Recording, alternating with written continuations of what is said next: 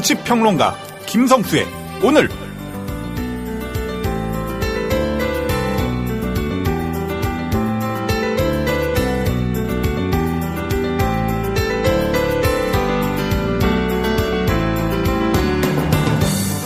황사가 봄을 시샘하는 것 같던 3월 8일 김성수의 오늘 시작합니다. 안녕하세요, 김성수입니다. 오늘은 세계 여성의 날입니다. 1908년 3월 8일 미국 뉴욕의 루트거스 광장에 여성 노동자들이 모이기 시작합니다. 열악한 작업장에서 화재로 불타 숨진 동료들의 참혹한 죽음이 내일 자기들의 죽음이 될 수도 있기에 1만 5천여 명의 여성 노동자들이 광장으로 달려간 것입니다. 노동시간 단축, 임금 향상, 또 투표권 쟁취, 먼지 자욱한 작업장에서 14시간씩 일해야 했던 그녀들의 절규는 4년 뒤에는 우리에게 빵을 달라, 그리고 장미도라는 구호로 정리가 되죠. 그 외침은 오늘날에도 유효한 것 같습니다. 특히 대한민국에서는요. 대한민국의 비정규직 여성 노동자들의 평균 임금 고작 113만 원, 하루 10시간 이상 일해야 만질 수 있는 돈입니다. 가사노동은 여전히 노동으로 인정받지 못하고 있고 육아휴직 등의 제도도 재구시를 못하고 있습니다. 아직도 현실이 이 모양인 가장 큰 이유 중에 하나가 여성 국회의원의 비율 아닌가 생각하는데요. 우리나라 여성 국회의원 비율 15.7%, 세계 190개 국가 중에 105위입니다. 19대 총선 여성 국회의원 비율, 전체 선출직은 18명 중에 1명으로 5%에 불과합니다.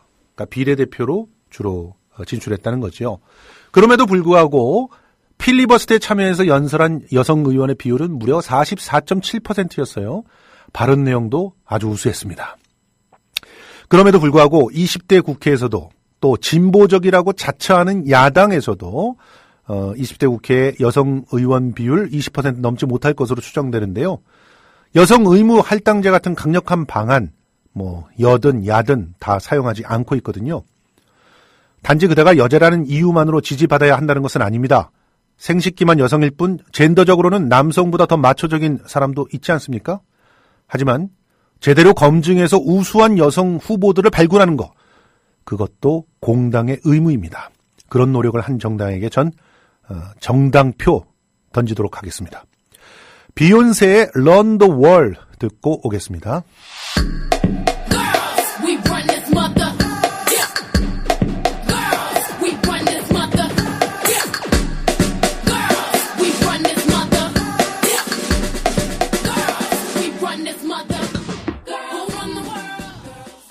대한민국 투어. 우리 국민TV 남덕수 조합원님께서 운영하시는 이 대한민국 투어. 이분이 그 20년 경력의 베테랑입니다. 이분의 어떤 경험을 여러분께서는 그냥 버스에 앉아가지고 다 빼먹는 거예요. 20년 동안 쌓아둔 그 빅데이터. 그렇죠. 버스가 이제 28인승 최고급 리무진 버스도 있고 45인승 좀 더 많은 분들이 타실 수 있는 이런 버스도 있으니까 고급진 여행도 바로 남덕수 조합원님과 함께라면 가능하다. 문의 전화는요 1599-2686번입니다. 1599-2686. 버스 여행하면 2686이 딱 생각이 나네요, 벌써. 1599-2686번 아니면 네이버나 다음 같은 그 검색창에서 대한민국 투어 이렇게 검색하셔도 되고요. 그리고 웹사이트 대한민국 투어 한글로 쓰시면 됩니다. 대한민국 투어.kr 이렇게 검색하셔도 언제든 들어가실 수 있으니까 우리나라 국내 여행도 많이 애용하시기 바라겠습니다. 대한민국 투어였습니다. 네, 김성수의 오늘 뉴스 브리핑 시간입니다. 오늘도 김일아 아나운서 나와주셨습니다. 안녕하십니까. 안녕하세요. 자, 그러면 시작을 한번 해볼까요? 그 정부에서 러시아하고 함께 검토하고 있던 나진 하산 프로젝트, 그거 중단 통보를 했다네요. 그러니까 이게 일방적으로 그냥 우리가 중단해서 통보했다는 얘기죠? 네, 그렇습니다. 우리 정부가 유엔 안보리 결의 2270호에 이은 양자 차원의 대북 추가 제재의 하나로 남북러 협력 사업으로 추진해온 나진 하산 프로젝트의 중단을 사실상 확정하고 이를 러시아에 통보한 것으로 전해졌습니다. 오늘 정부 소식통행 등에 따르면 우리 정부는 어제 이 같은 방침을 외교 채널을 통해 러시아 측에 전달했습니다. 정부는 그동안 낮은 하산 프로젝트를 추진해온 우리 민간기업 컨소시엄에 대해 방북 허가나 러시아산 석탄을 실은 제3국 선박의 국내 입항 허가 등의 지원을 해왔는데 대북 제재에 따라 이런 지원이 사실상 어렵게 됐다는 점을 러시아 측에 설명한 것으로 알려졌습니다. 낮은 하산 프로젝트의 사실상 중단을 의미하는 것입니다.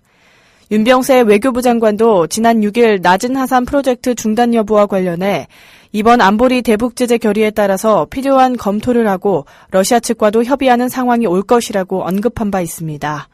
우리 정부의 설명에 대해 러시아 측은 유감을 표시한 것으로 알려졌습니다.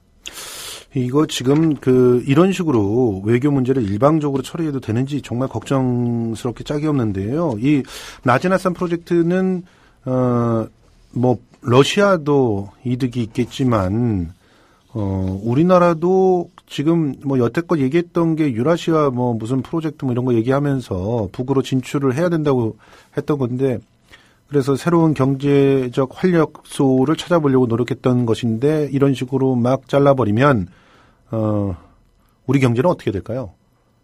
참 걱정스럽게 짝이 없습니다. 예. 자, 그 다음 소식 들어보도록 하겠습니다. 사드가 도움된다고 그렇게 입에 거품을 물던 국방부가 갑자기 사드 효용성 검토하겠다. 이런 얘기를 했다면서요? 네, 그렇습니다. 국방부가 오늘 사드의 효용성에 대해 한미 공동실무단 차원에서 검토하겠다고 밝혀 입장 변화 여부가 주목됩니다. 문상균 국방부 대변인은 오늘 정례 브리핑에서 미국 국방부가 지난 1999년 작성한 보고서에서 사드로는 한국 수도권 방어를 못한다는 내용이 담겨 있다는 지적에 대해 지금 한미 공동실무단이 구성돼 운영되고 있기 때문에 거기에서 검토해서 한미 공동 입장을 설명드리겠다고 말했습니다. 국방부는 지난 1월 13일 대통령이 대국민 담화에서 사드는 국익과 안보에 따라 검토할 것이라는 입장 표명 후 한반도 사드 배치 문제가 공론화하자 지금까지 사드는 국익과 안보에 도움이 된다는 입장을 고수해왔습니다.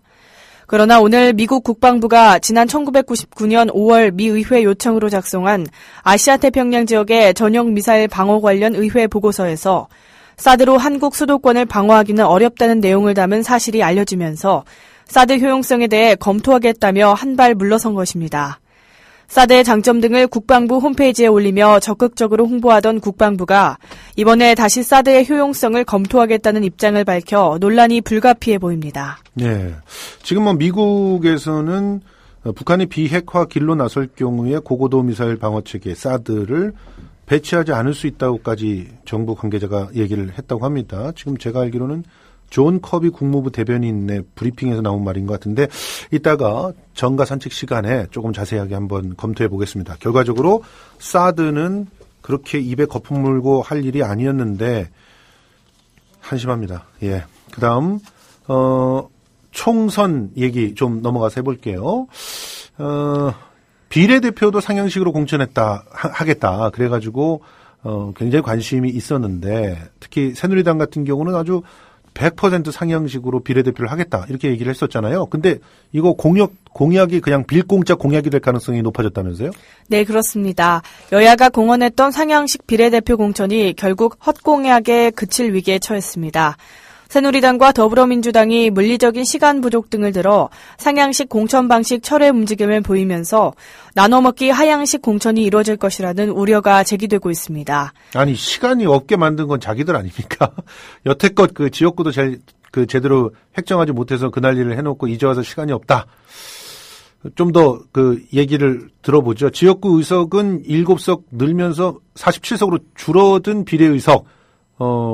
이거를 각 당들이 어떻게 확보할 거라고 보고 있나요? 네, 지역구 의석이 7석 늘면서 47석으로 줄어든 비례의석을 놓고 정치권에선 최근 정당 지지율을 근거로 새누리당 20석에서 22석, 더불어민주당 14석에서 16석, 국민의당 4석에서 5석 정도를 확보할 것이란 예상이 나왔습니다. 이한구 새누리당 공천관리위원장은 오늘 기자들과 만나 비례대표 서류 심사만 하기에도 벅차서 우리가 원하던 방식은 물리적으로 불가능한 상황이라고 말했습니다. 당초 김무성 대표가 비례대표도 100% 상향식 공천을 적용하겠다고 밝히면서 국민 오디션 방식이 거론되기도 했지만 결국 과거 총선처럼 각 계파 이해에 맞물린 인물이나 직능단체 대표 등이 공천될 가능성이 높아진 것입니다. 더민주 역시 비례대표 후보 심사를 앞두고 문재인 전 대표 시절 만들었던 룰 손질에 나서는 등 지도부의 영향력이 확대될 가능성이 커졌습니다. 비상대책위는 최근 당 실무진으로부터 현행 비례대표 선출 규정 개선 방향에 대해 보고를 받았습니다. 이 자리에서 투표를 통해 후보자를 선정하는 방식 등에 대해 문제 제기가 이어져 일각에서는 권한을 공관위로 넘기는 것 아니냐는 관측이 나왔습니다. 국민의당은 아직 비례대표 선출 방식에 대한 논의조차 들어가지 못했습니다. 당 관계자는 지역구 공천이 어느 정도 마무리돼야 선정이 가능할 것이라고 말했습니다. 예. 새누리당에서는 사실상 이항구 공천관리위원장이 대표 같고요. 지금 더민주에서는 김종인 대표가 진짜 완전히 상황과 같은 그런 느낌입니다. 어떻게 되는지 더 지켜봐야 되겠죠. 자, 여당에서는 킬러 공천을 사실상 진행을 하더니 중진 교체도 지금 얘기가 나오네요. 물갈이가 더 확대될 모양이죠. 네, 그렇습니다. 새누리당 4.13 총선 공천의 초점이 수도권 충청권의 킬러 공천, 영남권의 중진 교체로 맞춰지고 있습니다. 킬러 공천은 상대방을 저격하기 위한 맞춤형 후보를 투입하는 것입니다. 사실상 전략 공천에 가깝습니다. 일단 수도권 충청권이 킬러 공천 대상 지역으로 떠올랐습니다. 수도권에 122석, 충청권에 27석이 걸려 이번 총선의 승부가 갈리는 곳이자 여야의 접전 지역이 됐습니다. 이들 지역에 뿌리를 내린 야당 의원을 축출하려면 상향식 공천만으로는 한계가 있다는 게 이한구 공직선거 후보자 추천관리위원장의 굳은 의지입니다. 따라서 새누리당이 국정 운영에 발목을 잡는 세력으로 지목한 수도권 충청권의 야당 다선 의원들을 낙선시키려면 강력한 킬러가 필요하다는 것입니다. 새누리당이 염두에 두는 표적으로는 정부 여당이 추진한 주요 개혁 입법안에 대해 제동을 거는 데 앞장섰던 더민준의 강경파 의원들이 거론됩니다. 또 테러방지법 필리버스터에 동참하기도 했던 일부 의원의 경우 지역구 조직 기반이나 고정 지지층이 탄탄해 웬만한 후보를 내세워선 꺾을 수 없다는 게 공관위의 판단입니다. 이 위원장은 이런 사람을 가만히 놔두실 겁니까? 라고 호소해야 한다며 킬러 투입을 위해 우선 단수 추천을 적극적으로 활용하겠다고 밝혔습니다. 그런데 우선 단수 추천을 갖다가 하겠다는 얘기는 전략 공천을 하겠다는 얘기인데 상향식 공천을 원칙으로 해놓고 킬러를 투입하기 위해서도 전략 공천을 해야 되고 중진을 교체하기 위해서도 전략 공천을 해야 되고 그러다 보면 다 전략 공천해야 될 것 같은데요. 참 알 수 없는 그런 정치인들의 말입니다. 자, 이제 야당 쪽 이야기 좀 해보겠습니다. 더불어민주당의 송호창 의원 결국 당에 잔류하면서 불출마 선언까지 했네요. 그리고 현실 정치에 물러나겠다는 선언까지 했어요. 당분간이지만. 네, 그렇습니다. 더불어민주당 송호창 의원은 오늘 현역 하위평가 20% 컷오프에 포함돼 공천에서 배제됐지만 탈당하지 않고 4.13 총선에서 불출마, 당분간 현실 정치에서 물러나겠다는 뜻을 밝혔습니다. 송 의원은 오늘 국회에서 기자회견을 하고 국민이 야권에 실망하는 이유는 바로 야권이 통합해야 할 때 하지 않고 분열하기 때문이라며 그 신념은 지금도 변함이 없기 때문에 저는 우리 당을 버리지 않을 것이라고 당 잔류를 선언했습니다. 이어 이번 총선에서 불출하기로 결심했다며 당분간 현실 정치에서 물러나 반성과 성찰의 시간을 갖겠다고 밝혔습니다. 그는 그러나 야권 통합을 위한 제 모든 노력은 실패했다. 야권 통합을 위해 헌신하면서 제 자신을 챙기지 않았기 때문에 공천에서 원천 배제됐다며 제가 배제돼서 화나는 게 아니라 대표가 야권 통합을 주장하면서 실제로 야권 통합과 연대를 위해 헌신한 사람을 배제하는 이중적 행태에 화가 난다고 김종인 비대위 대표를 비판했습니다. 이어 통합 제안에 진정성이 있다면 1차 컷오프를 전면 재검토해야 한다며 이번 공천 배제 결정을 조금도 동의할 수 없지만 더 큰 대의를 위해 결정을 받아들이려 한다고 말했습니다. 의미심장한 얘기를 했네요. 야권 통합을 위해서 헌신하면서 자기 자신을 챙기지 않아서 공천에서 원천 배제됐다. 이렇게 스스로는 얘기를 하고 있는데 공관위에서는 하위 20%였기 때문에 컷오프했다. 이렇게 주장을 했군요. 어떤 사람의 주장이 맞을지 속사정은 참 그들밖에 모르겠죠. 자, 안철수 대표는 서울 노원병에 출마할 생각이라고 또 굉장히 강하게 얘기를 했네요. 네, 그렇습니다. 안철수 국민의당 상임공동대표는 오늘 포기할 일이면 시작하지도 않았다며 오늘보다 조금은 나아질 내일을 우리 아이들에게 보여주고 싶다며 서울 노원구 병 출마를 공식 선언했습니다. 안 대표는 오늘 오전 서울 노원구의 한 카페에서 기자회견을 열고 국민들이 정치를 배우라고 하신 것은 아니다. 정치를 바꾸라고 하신 것이라며 이같이 밝혔습니다. 앞서 일각에서는 국민의당의 총선 승리를 위해 안 대표가 부산이나 비례대표로 출마해야 한다는 의견이 제기되기도 했습니다. 그러나 안 대표는 다른 선택지는 없다며 노원구병 출마를 고수했습니다. 이에 대해 안 대표는 상계동은 제가 처음 정치를 시작할 때 따뜻하게 맞아준 정치의 고향이자 힘든 일이 있을 때 용기를 준 마음의 고향이라며 제 결심을 먼저 상계동 발달장애인들이 직접 일하는 따뜻한 카페에서 말씀드리고 싶다고 말했습니다. 안 대표는 상계동 주민들에게 보내는 편지 형식의 출마 회견문을 통해 솔직히 정치가 쉽지만은 않다며 그래도 좋을 때는 물론이고 어려울 때도 말을 걸어주시는 상계동 주민들이 있어 잘 견디고 있다고 수뢰했습니다. 안 대표는 아울러 최근 당 지지율 하락, 야권 통합으로 인한 내홍 등을 의식한 듯 포기할 일이었으면 시작하지도 않았다. 허락해 주신다면 이곳 상계동에서 다시 시작하겠다고 밝혔습니다. 예, 안철수 대표 노원병을 왜 이렇게 고집을 하고 있는 것일지 좀 궁금하긴 합니다. 사실 당을 위해서 부산에서 승리를 한다든가 또 당 전체의 총선을 이끈다든가 그런 선택을 할 수도 있을 텐데요. 지금 5차 범위 내에서 이준석 전 새누리당 비대위원하고 5차 범위 내 접전이라고 하는데 글쎄요. 뚜껑은 열어봐야 알 것 같습니다. 자, 그다음에 우리나라 정부가 지금 유엔 여성차별철폐위한테도 망신을 당했군요.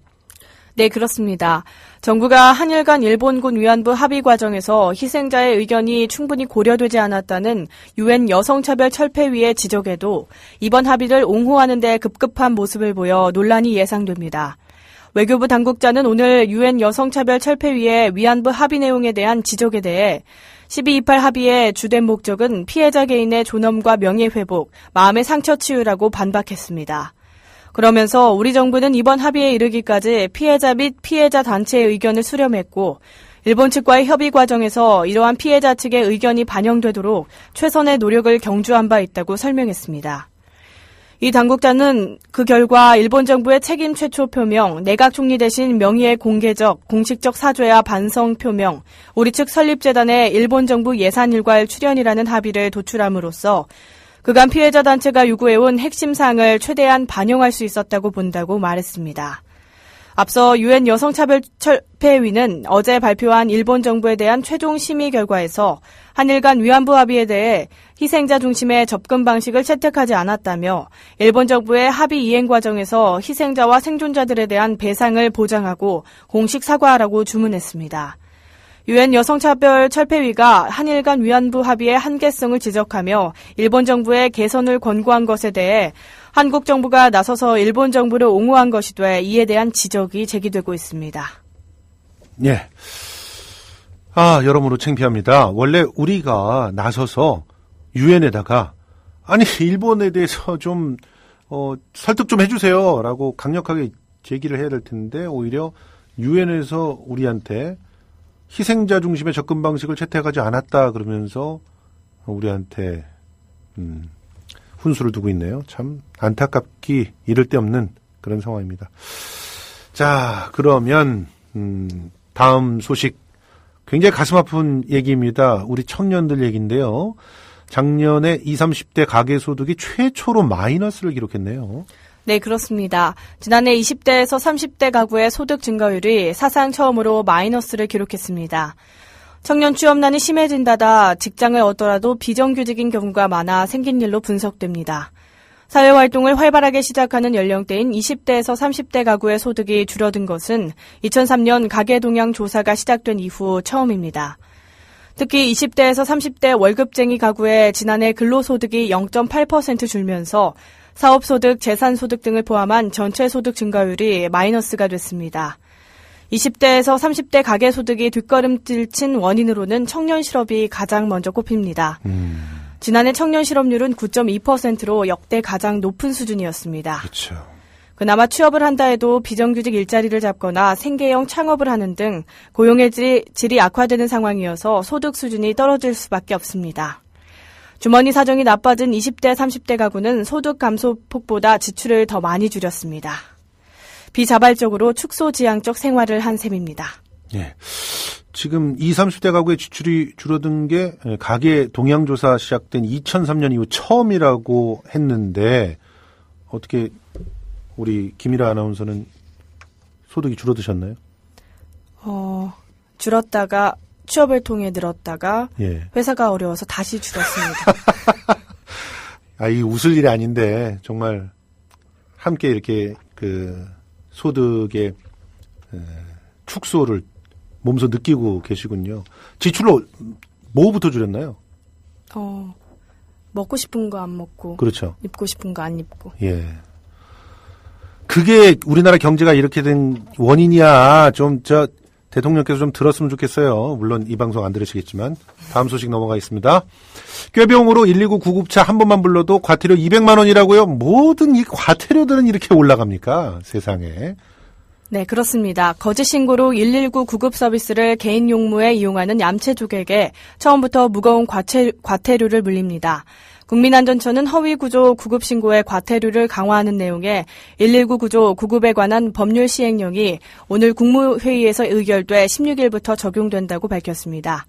새 119법 시행령에 따르면 구조구급 상황을 거짓으로 알리고 구급 차량으로 이송된 후 해당 의료기관을 이용하지 않으면 처음부터 과태료 200만 원을 부과합니다.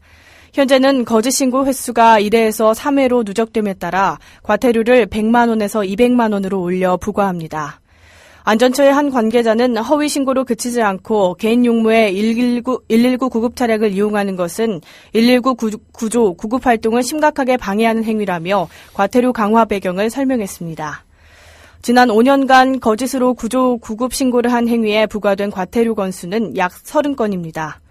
최수종 안전처 119 구급과장은 비응급 상황에 119 구급차가 출동하느라 실제 위급한 국민이 도움을 받지 못하는 일이 벌어지지 않게 하는데 새 119 법령이 도움이 될 것이라고 말했습니다. 예, 그렇게만 도움이 된다면 좋겠는데 사실 위급한 줄 알았는데 119가 오는 상황에 깨났다.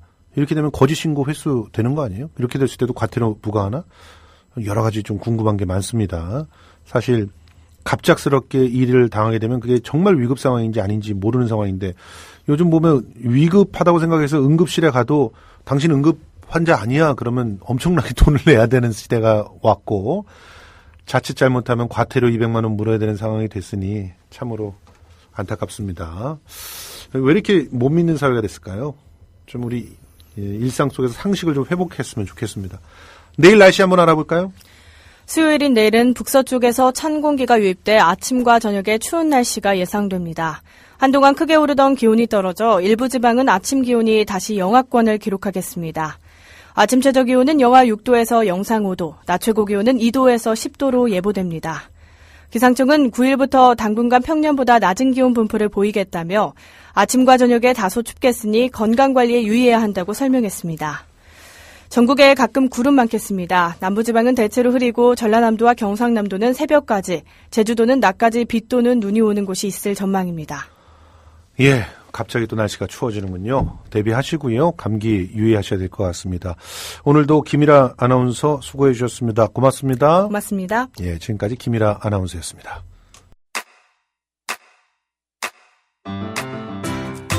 국민 라디오 지지하는 4가지 방법 아시나요?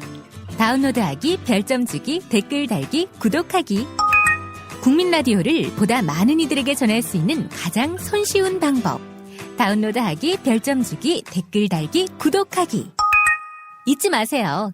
다운로드하기, 별점 주기, 댓글 달기, 구독하기.